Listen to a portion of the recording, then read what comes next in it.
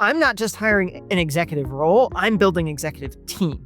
Yes. And on a team, I need to be able to assemble a mix of pieces that help us go achieve our mission.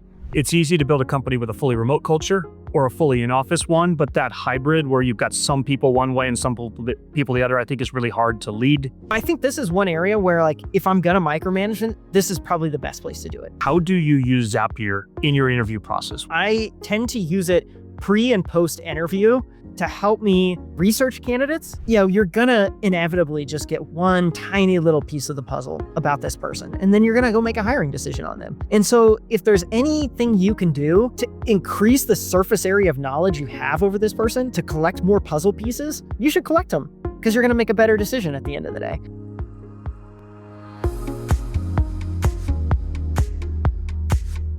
Welcome to How I Hire, the podcast where we talk with senior leaders about how they find, vet, attract, and grow go-to-market talent. I'm Andy Mowat, founder of Whispered. Today, I'm joined by Wade Foster, founder and CEO of Zapier. Welcome, Wade. Great to see you. Yeah, thanks for having me, Andy. Oh, you bet. I learned early that it's Zapier like happier, I think, rather than Zapier, There you even go. though most people make that mistake. I think I've heard every pronunciation under the sun. What should we say if we had to say it right? Zapier makes you happier. That's the trick. That's perfect. Awesome. Well, Wade is, I'll just kind of do the bio because I love to, I think most people know you, but it's still fun to do it. Zapier is the automation platform that's helped millions of people connect their work and reclaim their time. I have built my last two startups, so Gated and now Whispered, on top of Zapier. It's amazing. It's the platform that connects all the different tools, make it all work behind the scenes. So every time people say, wow, you built this amazing platform, Zapier is behind a lot of those tools. So, Wade, you bootstrapped Zapier along with little rounds here and there, but it's amazing to see you here, have you, and also really you thought about building companies a little differently than other people, including building it remote from the start, which I've really been impressed with. So welcome. Yeah, thanks for having me, Andy.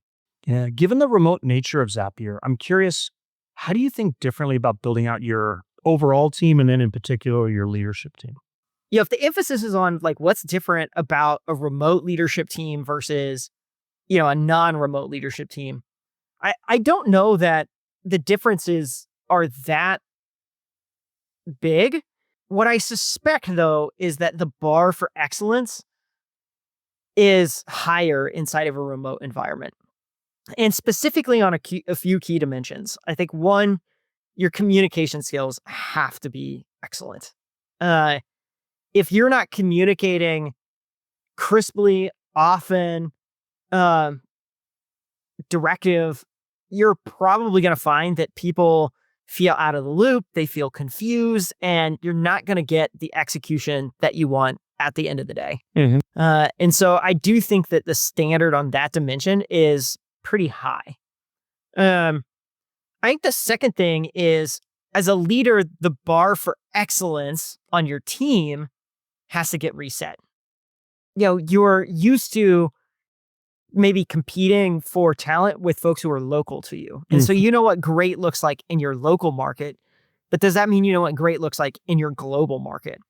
And there are, you could maybe argue that there, like if you're in SF, you probably have seen, great because of the concentration of tech there. But even still, the Bay Area is small compared to globally. And so there is excellence outside those regions. And so it is different to just calibrate on like what is truly great look like for roles you're hiring on. Those are the two that probably come to mind for me on like where there are key differences.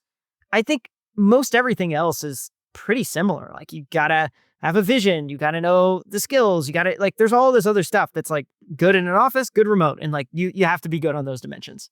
Do you ever see, I think some execs will flourish a little bit more when they can walk around, pat the backs, they can build the relationships. And so it does seem it's a little bit different. Is there anything you're looking for in interviews to try to understand, will people thrive in this type of culture? And then what are some of the traditions Zapier runs to make sure those people are successful in remote? Well, the point around like some folks can just sort of walk the floor. To me, I call that like management by serendipity. And so, if that's what you're good at, you'll find that remote can be challenging because, you have to orchestrate serendipity. You have to find ways to create that inside your company. And that can be tricky in a remote environment because you actually have to be a lot more disciplined and intentional about how you go make stuff happen. Now, there's ways that we try and help these folks when they onboard into the company where, we've been around long enough now where we have a lot of playbooks and documentation that sort of helps coach people on how to get up to speed inside this like weird, quirky environment that is Zapier. We're fortunate in that, we have a small group of EAs that can help onboard people to like some of the rituals. And so they can kind of help with that, serendipity orchestration bits. And, these are folks are, EAs is probably like the wrong title for them. They're like, I would put our EA team against anyone's EAs any day of the week. And so I do think some of those mechanisms can sort of help accelerate the onboarding period, can help them get up to speed quickly. But at the end of the day, you got to stand on your own 2 feet. And in an executive role, like these jobs are here to lead. And if you're having to, be taught on the job, like it kind of defeats the purpose of like going to market to hire somebody. Not that we all don't have something to learn, but there's a certain just like core set of skills that you need to kind of walk in the door ready to go deliver on. I agree. Were you ever tempted to change the culture of remote? Was there a time, when maybe it was booming in 2020, 2021, or post-COVID or something like that? Or was this just something you put down at the beginning of the company and said, this is important to me? Yeah, we started building the company this way in 2012. And so like we're pretty committed to this approach to building. And I've never sort of once crossed my mind that we might do it another way. Even if I thought we would, like it's just not really practical based on how the company is set up at this point in time. I love it. At Culture Amp, we always said, it's easy to build a company with a fully remote culture or a fully in-office one, but that hybrid where you've got some people one way and some people the other, I think is really hard to lead and also to engage people in that different way. So you're always the company that comes to mind when I think of like truly remote from the beginning, which is amazing. You've hired some great executives over the years. I've got a chance to kind of interact with some of them and meet some of them as well too. How do you go about designing and thinking about like that next executive role when you need it, Wade? Well, this is an area where I've changed my mind over the years. I think the first experience I had hiring executives is pretty similar to think what a lot of founder CEOs go through, which is, you hire an early team. Your early team is full of like scrappy, figure it out, up and comers, like, sort of we're gonna run up the mountain, by golly. We'll figure it out any which way you can. And you start to, one of those early people starts managing bits and parts of the team. Yeah. Whether they have management experience or not, that's kind of not really the point. They know the company, they know the product, they know things. And by nature of that, they sort of are the right person to lead the early stuff. But they may be just lacking a lot of like core leadership skills, management skills, things like that. And for a while, that's kind of okay. But eventually you kind of reach a point and you're like, oh, it actually starts to hold the company back. And so at that point in time, this is my first foray into hiring executives. And it was like, okay, let's just go find like someone who's kind of been there, done that, seen this movie before, and can come help translate it inside of Zapier's environment. And so that was sort of like V1 version. And I think there's just like, you make a lot of mistakes on V1 the first time you're doing it. And it's because you just don't really know what good looks like. You don't understand yourself very well. Like when I reflect back on it, one of the biggest gaps I think is I didn't actually know what kind of CEO I wanted to be. I didn't know what I wanted out of the executive team.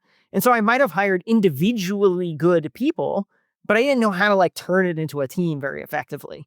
And so that kind of ends up holding the company back. There's just tons of canonical advice in here. Like, are you hiring somebody for like the job that you have, or are you hiring because you like their resume? The resume looks nice. They've got good logos on it and stuff like that.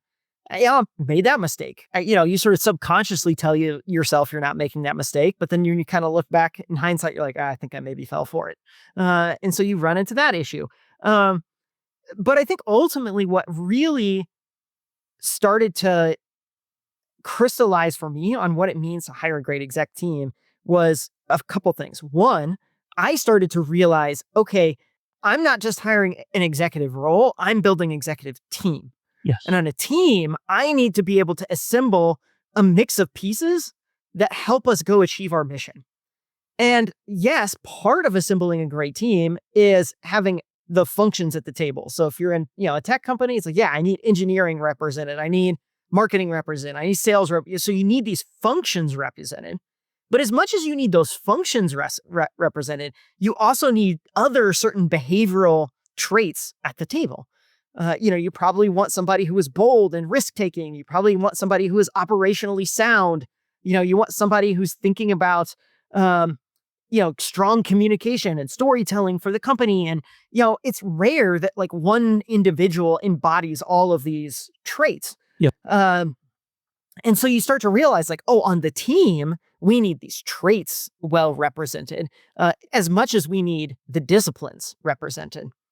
And once you do that, you start to think about the assembly of the team a little differently. The next thing I think that also you start to realize is there are characteristics that make people particularly strong inside your company.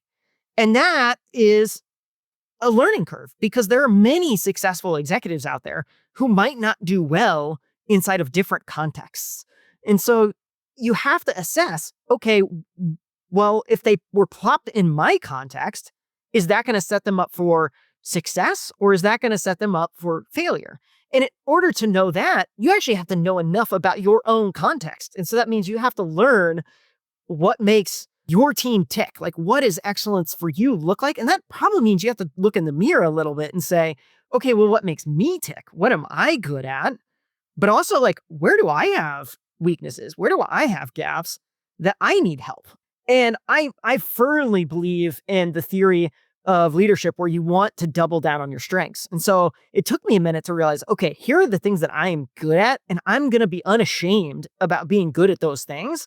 And also, here are the things that I'm not so good at, and I'm just going to ask for help. Like hey team, you should not expect me to be good at these things. You should not expect me to work on being better at these things. Like, I'm going to make sure that it is not holding us back, but we are not going to win because I just learned to get better at these 2 or 3 others.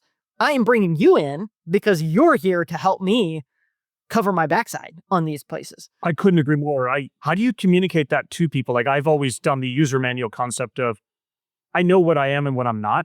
And I think the sooner and faster you understand that, you will understand, like, do you fit in my world and do I fit with you or vice versa? But I'm curious, like, I love the idea of like understanding yourself. Like, what was your journey to understanding yourself as a leader?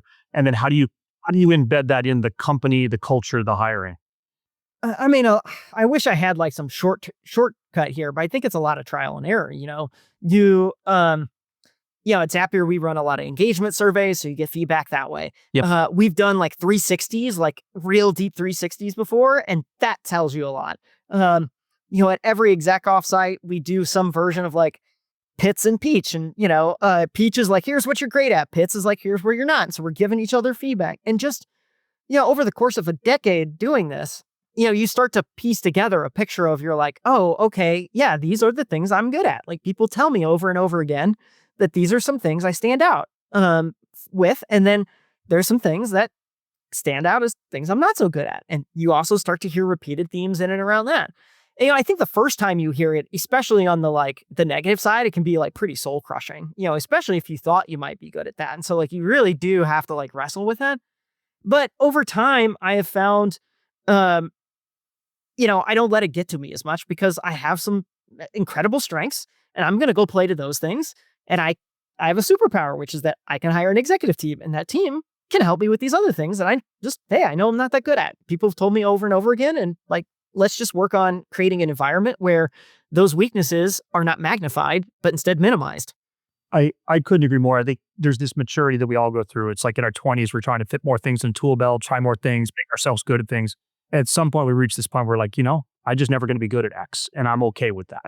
I think we can still learn. So I think it's well, and it's like, I do think people can get better. Like, I do think that I could improve those weaknesses. Like, if I put a lot of time and effort and energy into it, I do believe I could get better at those things.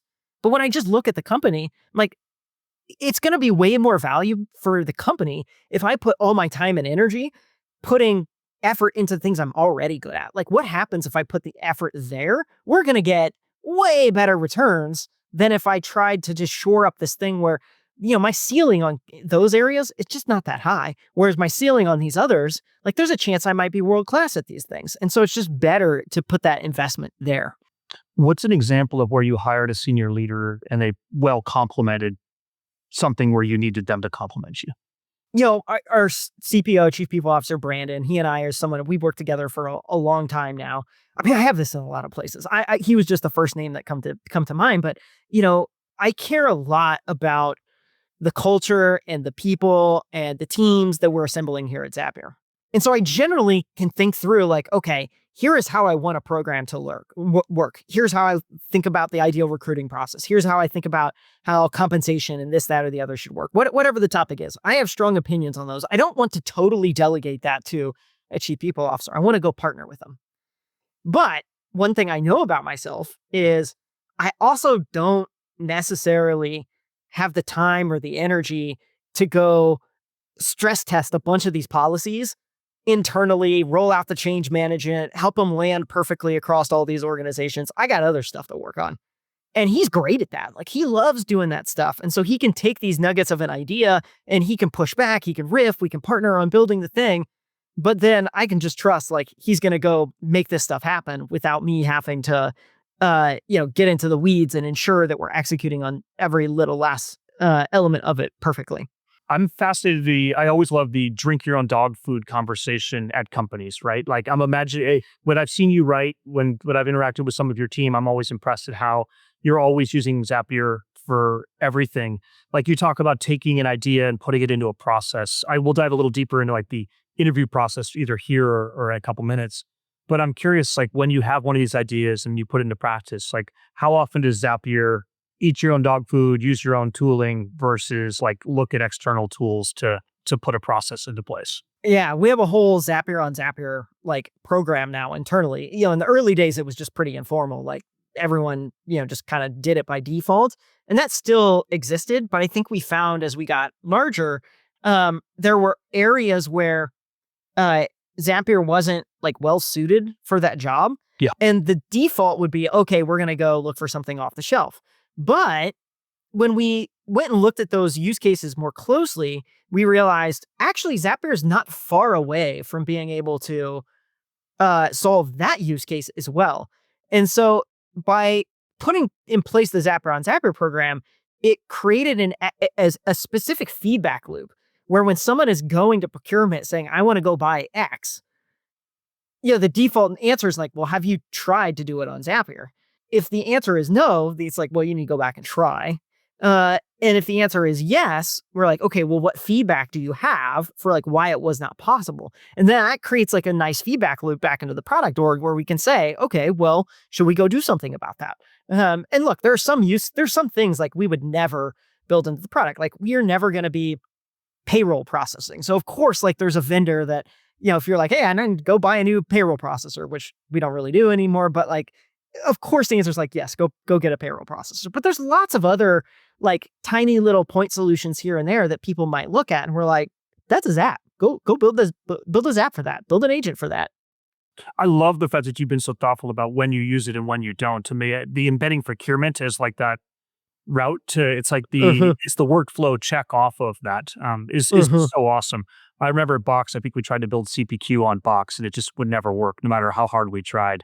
And so I think that delayed our CPQ rollout by a couple of years on that side. So that's neat to see. Are there ever things where you're like, no, I mean, how do you draw that line? Do they bubble up to you or the product team to figure out like, no, we're not going to build that, or yes, we are going to build that, or do you just encourage people to push the bounds a little bit, or where do you draw? There's not like a hard and fast rule in place for how this is designed. A lot of it does come back to just a judgment call where, this gets pushed to the product org, the person requesting the software, the product team is kind of just taking a look at it and just having an honest conversation about it. And there are times where it's like, we can do this. We should build this on Zapier. Let's go. And there's other times where it's like, okay, like maybe we could get this for you, but like, we're going to have to, It might be a year. It might be like, now these days it's probably not likely that long, but you just have that honest conversation and it helps, like, okay, yeah, we're going to go buy this versus, build it on our stuff. I love it. It's well thought through for sure. I think a lot of companies aren't conscious about it, and it ends up like causing weird decisions. Um, Mhm. I'm excited to dive into the interview process. Like before we kind of ask some of my questions, I just love to hear like how do you use Zapier in your interview process, Wade? How do we use Zapier in the interview process? Okay, so we use it um, in a bunch of different areas, but my specific use case, I tend to use it pre and post interview to help me research candidates. Mm-hmm. So, in the same way you might do research on like a sales prospect, we try and do that on candidates as well. So, it pulls both from like application, prior interviews, and creates a brief for me, but it also goes and looks at on the internet and pulls things together based on what have they shared on the internet. So I get a like full perspective on who this person is. And so that all gets like assembled for me in an automated way. So when I sort of quote unquote step into the interview, I've got that ready for myself. Then post interview, we have a bunch of automation that's sort of helping uh, write the scorecard at the end of the day. Mm-hmm. So you're taking, generally this starts with the transcript. Yeah. So there's the interview's recorded, the transcript gets fed through the rubric. The rubric sort of spits out like, here's what the AI saw. And then there's a place for me. I generally try and write my assessment separate from that. And then I go look at what the output of the transcript plus the AI prompt is, and then I add mine to it. And I usually just like to compare and contrast just to see like, hey, you've got this other like entity that's in the call now that you can sort of use as a rubber duck to sort of compare and contrast notes. And I think that's really effective to strengthen my scorecard as well too. And then ultimately, I go in and just submit the scorecard directly to the ATS. And so that's sort of like my personal automation in and around this. Now we also use automation a lot at the initial intake for when we're designing the role. So if we approve a new, like the whole rec approval list runs through a suite of automations that like pings a Slack channel, and I'm not exactly sure all the steps that it takes at this point in time. Someone else built it. But eventually, like myself and our CFO, we approve every rec internally. And so there's a like little Slack bot that pops up and says yes or no to this. And we go click the yes or no button to say we approve it or not. Then once it's approved, there's a bunch of automation that goes and generates the job description, generates the rubric, and then ultimately generates a draft in our CMS for like publishing this to the site as an open job rec. Of course, each step of the way we're inserting humans in the loop to review a lot of this to say, okay, yes, we do agree that that is the job description. Yes, we do agree that that is the rubric. These are often discussions amongst the hiring manager and the hiring panel to say, yes, this is what we're actually looking for. But every step of the way, there's just like little bits of places you can automate, pieces that will save you. Yeah, I mean, it just like saves you an hour of time here, saves you a couple days there, saves you a meeting there, and just helps the overall end-to-end process move that much quicker, which I think is really important in hiring. Like, it's a competitive environment, and you want to be able to move quickly, but not sacrifice your diligence. And so automation is like a necessary ingredient I found to be able to do this well. I love it. It's so well thought through, and there's like approval of rec. You're probably doing a lot of these things a lot faster because you're seeing them. One, I'd love to, before we dive into references, which I think we're going to have a lot of fun on, what do you think about the CEO approving every offer? A lot of CEOs use that as a way to raise the bar, keep the culture high, and do that. I think I also see that slow down a lot of offers. And I'm curious, like your personal philosophy, and then I'm betting you probably have a Zap workflow if you do approve them. Yeah, so I approve every offer at Zapier. There was a time when I stopped doing that, and I think initially when I stopped doing that, it was fine because a lot of the folks that we're now hiring were kind of trained up under me and sort of knew the Zapier way of hiring. When I felt it slipping, it was when that next group of people started hiring, and that's when I felt like, ooh, like we haven't codified our like talent standards as well as we need to. And so that's when I inserted myself back into the approval loop and said, hey, I want to go approve every offer that goes out. Now I have a SLA for the team where I say, hey, I will approve in under 24 hours. And personally, I try and improve much faster than that. Because I recognize this. Like, I don't want to be the person that causes us to lose out on a great candidate. So I will be responsive to this at the end of the day. But that mechanism allows me to audit what happened in the recruiting pipeline. And, it might seem, I'm sure there's folks out there that say, hey, this is micromanaging.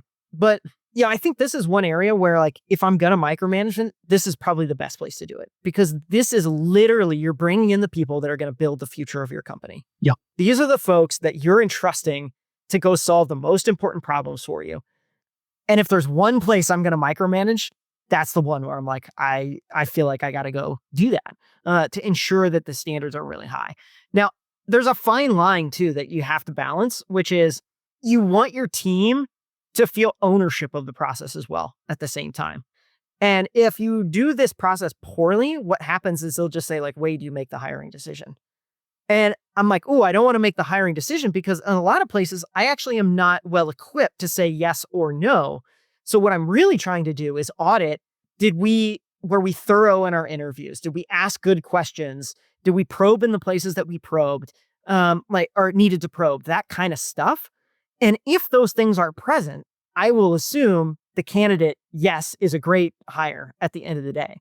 I'm not trying to look at it and say, oh, I think this person's great by only reading scorecards and, a LinkedIn profile or things like that. The interview is there to go do that. And then I'm auditing the evaluation process on our side. That is the best spoken version of that thought process that I've ever seen. I thank you for that. It's, I think that fine line is so important, right? Like, I love the concept of licking the cookie.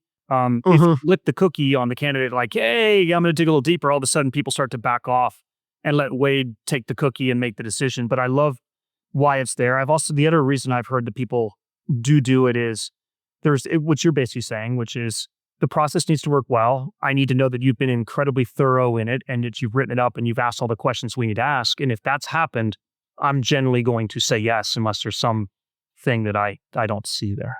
Yeah. Well, and I think the other thing that's, like, really important to recognize is, for most hiring managers, they just don't hire that many people. Mm-hmm. Like, if you're a frontline manager on a team, you might hire one person a year. And so you just don't have that many reps at this. And so the fact that you're, like, not that good at hiring, that's not your fault. Like, how many of us are good at something that we only do one time a year? Like, not that many of us. Like, if you really want to be great at hiring, you need to do a lot of reps. And so where do you get a lot of reps? Well, it's kind of not until you get into these senior roles where you're doing a lot of hiring, where you start to actually have some, like, real battle scars where you're like, oh, like, I wish I would have done this differently. I wish I would have done that differently. And you can tell the tales of, like, all the mistakes you've made. And so once you get to that place, like, part of being involved in the process to me is, I'm like, I just don't want for that hiring manager who's making one hire a year. I'm just like, gosh, if I could just impart any amount of wisdom on you so you don't have to go through that same thing, I would like to try and do that. So, like, it comes from that perspective. And what you said at some point was, I haven't yet put into place all the hiring rubric or strategies, but if you can give them that, I think it's valuable. And then you're right. Like, pattern recognition exists in hiring. Like, if you've done it once or twice, you don't know what a good answer or a bad answer is, or what a good reference is, or how to ask those questions. Totally. And there's little, like, until you've done it enough, there's little, like, just threads that are sort of, like, easy to overlook, but you do enough hiring and you start to realize, like, one of those little, like, tiny little yellow flags that sort of pops up, and that easily earlier in my career to just glossed right over. But now further in, you'd be like, oh, I'm going to pull that thread and I want to see what unravels from it. And so, let's go pull it. Let's go see. And oftentimes that's where you can make or break a candidate, where if you pull that thread, that yellow can turn into a screaming green, or you might go, ooh, yeah, that's not great. But if you don't pull it, you won't know. That is if you just sit there and read questions off of a list, I'm much more of, I'm going to find that thread and I'm going to go as deep as I possibly can on that thread. But if you don't know which thread to pull, you won't pull it. I like that. Yeah. And there's a lot of times that I see that where candidates are like, oh, I don't know, it seemed fine to me. And I was like, well, that's why we go pull the thread and find out, like, is it actually fine? Or are you just assuming it's going to be fine? And I find a lot of hiring managers fall into that trap. It's like they want the candidate to be good. They want to make the hire. And so they'll kind of just pull up shy and not look as closely at the warts. Whereas my opinion is like, I want to look at the warts. I want to look at the good stuff. I want to see it all because it exists. And then I want to make an informed decision. So that leads us right to one of the topics I think we're excited to talk about, which is references. You had that great post around, I think it was 20 references. And I've been spending a lot of time just diving deep into references. I do have a Zap hack for you at the end, Nice. which I'll tell you. But I'd love to hear like your philosophy. And I think we're talking about executive references. You don't need 20 on junior people, but I'd love to understand like how your philosophy on references came about, how you think about it. And we'll push in a little bit on this one. Yeah. So how it came about, I didn't used to think this way. Like I used to be like, references, like they're not that impactful. I then learned, the references I was doing was not that impactful. Like the way I was going about it was not actually leading to me thinking that they were all that valuable. What changed my mind? Yeah, I think, mostly it was just frustration with my own hit rate. Like it's not common for you to go into any sort of like growth stage company and hear the team say, hey, our exec hiring is 50-50. It's a coin flip if we get it right or not. I just looked at that stat and was like, I couldn't say with confidence that like, oh, we are much better than that. And so I was like, well, shoot, like I got to try something. Like, let's see if we can get better. And, I came across some folks who just sort of like raved at doing these deeper references and said, okay, I'm going to go try that approach and see if this actually improves the process quite a bit. Mm-hmm. And it turns out, like, I think it has. And, I do a couple things in my reference process. So first, I want to talk to as many people as I can spend time with. But specifically, I want to talk to multiple managers in the past, multiple peers in the past, multiple direct reports in the past, and ideally get founder CEOs in the mix there as well. And across a wide mix of companies you've been at. And that's important too. Like, I don't want to just get, one slice of life. And I'm fine going back, a decade plus to like collect all these folks, the folks. And so that's kind of the cohort of folks I want to go talk to. Then I want to ask them roughly the same buckets of questions. I want to hear, tell me about when you worked with them. Tell me what you think the highest impact thing that they did was. Tell me where you felt like they could be better. I want you to tell me when I go talk to all these other peoples, tell me who you think what their biggest fans are going to say about them, and tell me what their biggest critics are going to say about them. This is a good one because now you start to get interesting information that you can use in subsequent reference checks. You can say, hey, I heard that, someone said they wouldn't be good at this. Do you agree with that or not? And you can start to have more provocative questions to ask the reference checks to see if they go, oh, I guess that's true. Or like, wait, what? Someone said that about them? That doesn't sound at all like the person I've talked to. So you have these provocative questions that the reference feels obligated to speak to. And especially if it's wrong, they feel obligated to clear it up where they're like, no, that's just not right.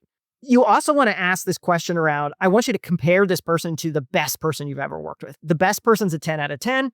And, I want you to tell me, how they stack up. Are they a 7 out of 10, 8 out of 10, 9 out of 10, et cetera? And then more importantly, I want to hear what would they have to do differently to be a 10 out of 10? Like what closes the gap? And so that helps you understand what skills they're maybe not as solid at where they're working at. The last thing I want to hear is, I want to hear more about how the company they were at worked. Like, tell me about the culture there. What types of people thrived? What types of people didn't thrive? And that's really useful information as well, too, because now you can start to hold that company up to your own company and say, hey, are we like that environment or are we not like that environment? Mm-hmm. And if they thrived at the company and your company is quite like that, you'll go like, oh, this might be like a match made in heaven. Or if they didn't thrive and the company is exactly like yours, you'd be like, ooh, this might be tough because I think we kind of are that way.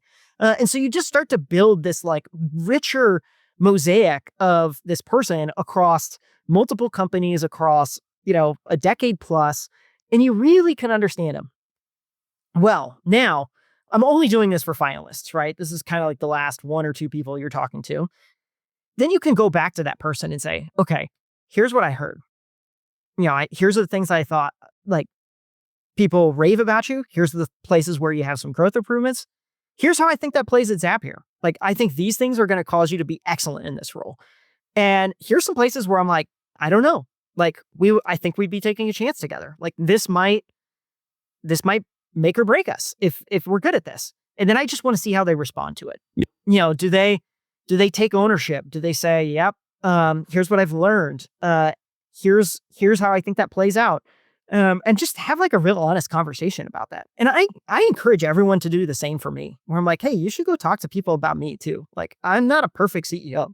And so you should call around and see what you have to hear and bring it back to me. And I'll tell you the honest truth, because I think the reality is for these types of roles, these candidates are going to parachute into your company and they're going to see the good, the bad, the ugly right away. And so I would rather just do all that work before we make the hire or not, and just say like, hey, are we both signed up for each other or not? Like, do you want to come into my beautiful mess and like say, yep, I want that? And do I want to come into your beautiful mess and say, yep, I want that?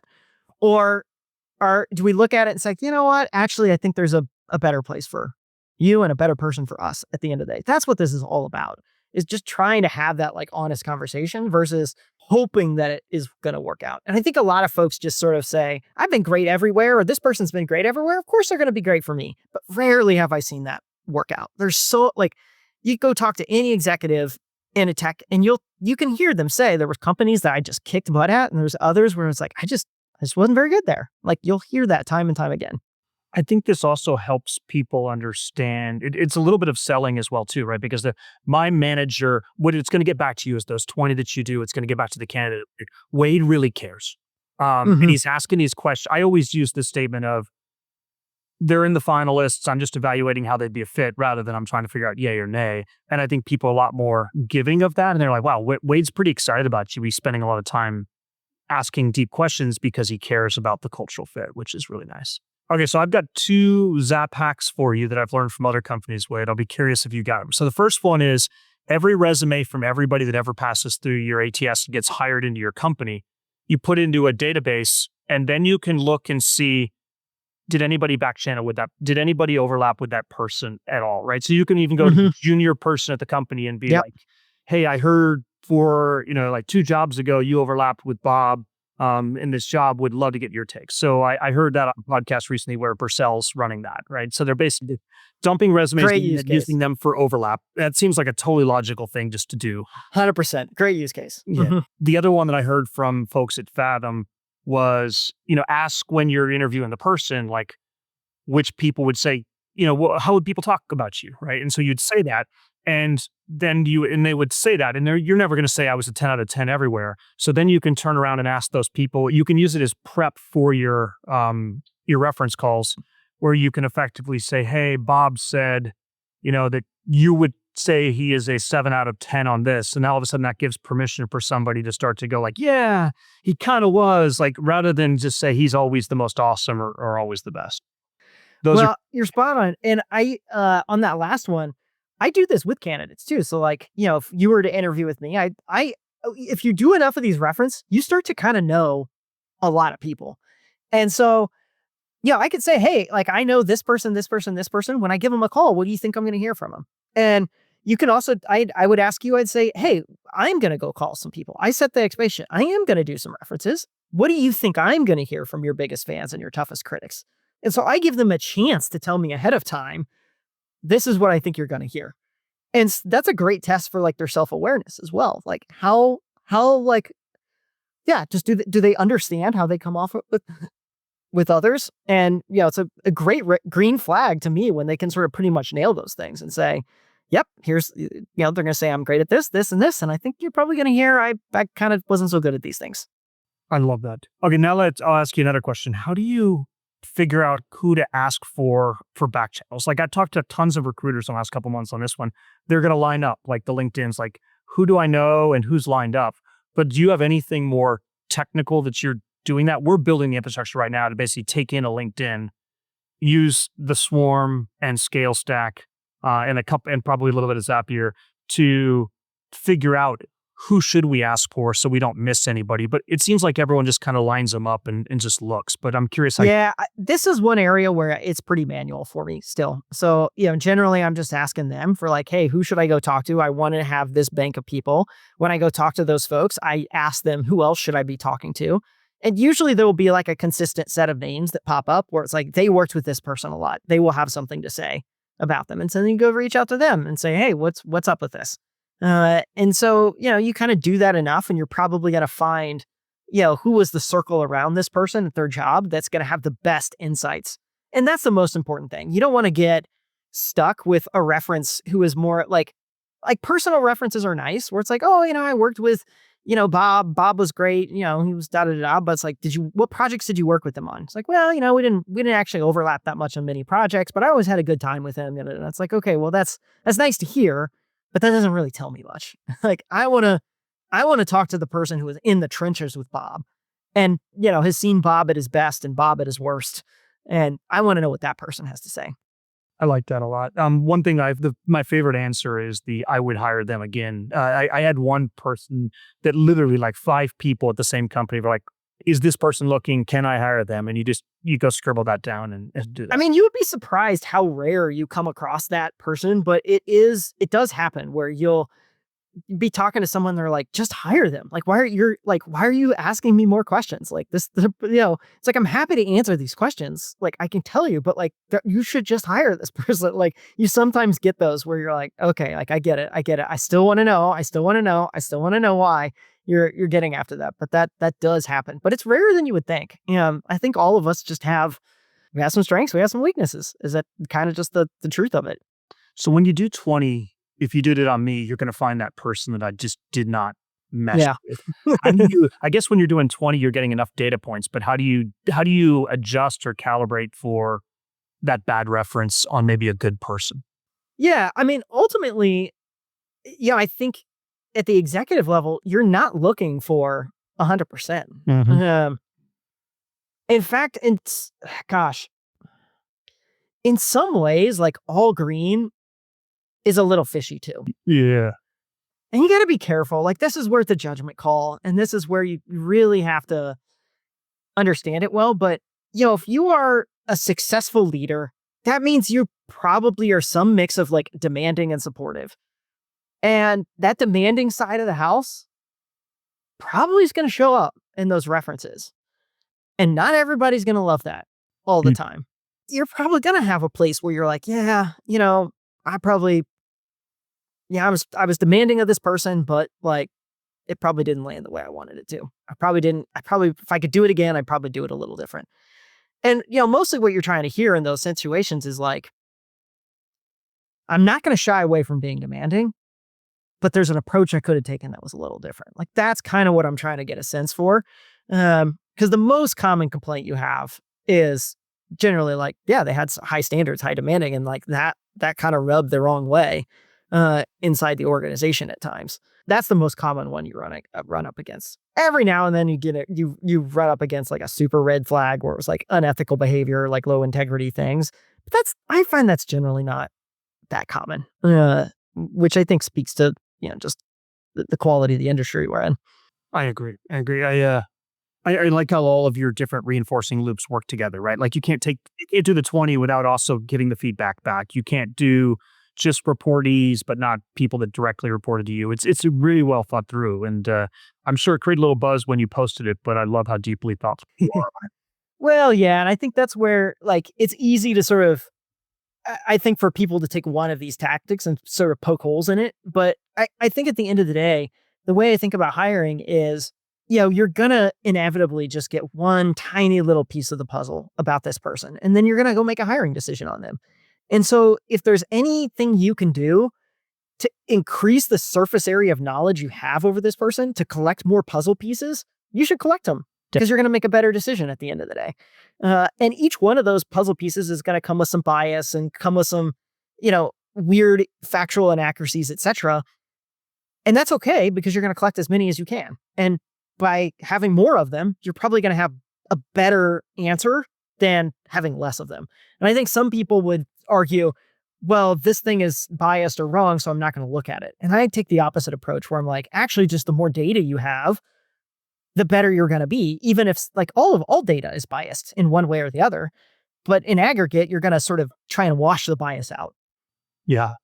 Okay. Yeah. One more big question, and then we'll and I got my final closing at the end. AI fluency. I mean, I think you've written a little bit on it.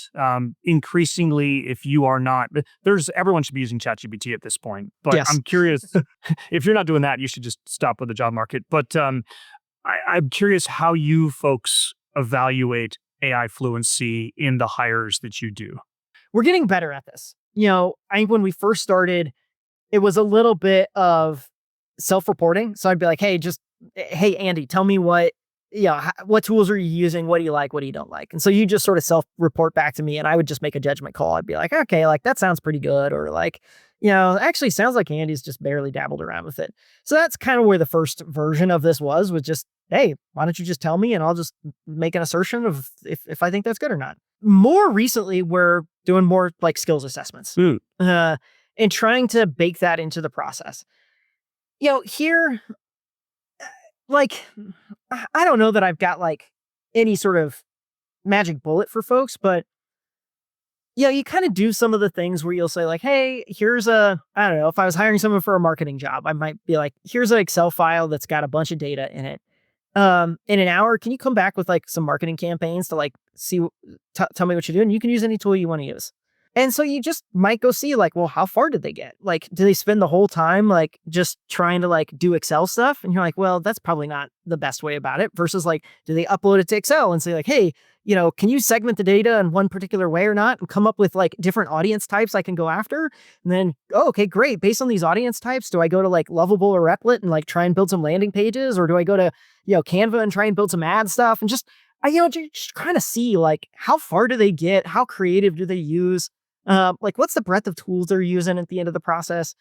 Like again, that's not a silver bullet, but like it helps you just get a feel for like where do they reach for? What's their like natural inclination? And again, it's just about trying to collect more information and better understand like where is this person as it relates to other people we might go consider for this role. Are there any roles in your company that you would not hire, that you would not care about AI fluency at this point? No. Good answer. Yeah. I mean, I'm open-minded that the answer might be yes, but you got to prove it to me. Like I just, my bias is just like so strongly that like, this is the future. So yeah, I don't know. I honestly don't know what job that would be. I agree with you.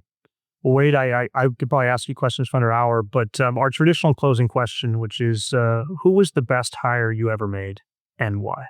Best hire ever made and why? By the way, you're the first person ever to get our traditional closing question. So, I love it. Gosh, there's a lot. Well, I mean, one person that comes to mind is someone who came in the door as like a freelancer, ended up then was like writing content about Zapier, kind of like working on the marketing side, joined us in customer service, quickly like was leading big customer service teams, then started running our platform team. Then by the end was like running all of product.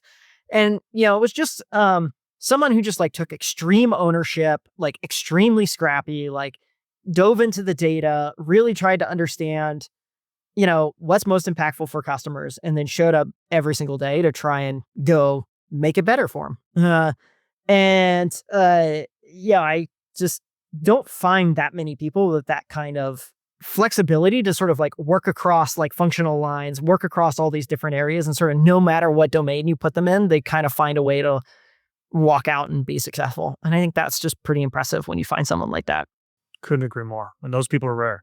Well, thank you for the time. If people are building workflows on top of AI and you're not using Zapier, you should be. I'm using them all over the place. Wade's given you a couple good examples, and he's also deeply thoughtful about hiring. So thank you, Wade. Thanks, Andy.